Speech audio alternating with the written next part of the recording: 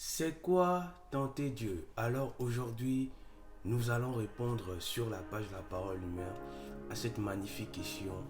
Et sans plus tarder, j'aimerais juste que nous puissions, avant d'ouvrir la Bible, avant de prendre les passages bibliques, comprendre le sens direct ou encore figuré de ce terme. Alors, ce terme tenter Dieu a deux sens, on va dire deux sens parallèles. Le premier sens est de faire appel à la puissance de Dieu sans en avoir réellement besoin. Je vais prendre l'exemple de quelqu'un qui cherche du travail, mais qui prie, qui demande à Dieu d'agir. Au lieu de tout simplement sortir et aller déposer les dossiers pour pouvoir trouver un travail. Cela, dans un premier sens, c'est tenter Dieu. C'est faire appel à la puissance, au miracle de Dieu sans nécessité. Le deuxième sens est tout simple.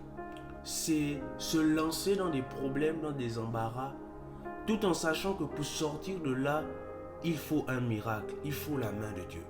C'est le deuxième sens où s'applique tenter Dieu.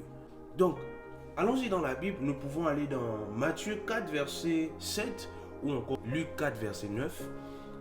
La Bible nous dit ici, on va prendre à partir du verset 6, et lui dit, si tu es le Fils de Dieu, jette-toi en bas, car il est écrit, il donnera des ordres à ses anges à ton sujet, et ils te porteront sur les mains, de peur que ton pied ne heurte contre une pierre.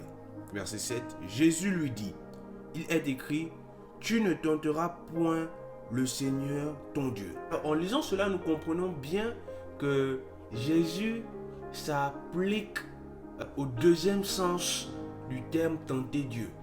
Il sait que il est Dieu. Il a le pouvoir de sauter et les anges vont le porter. Mais ça va servir à quoi de sauter? Humainement parlant, c'est impossible. Humainement parlant, c'est impossible de sauter et ne pas seulement compter sur Dieu, sur les anges pour te porter. Jésus avait compris cela.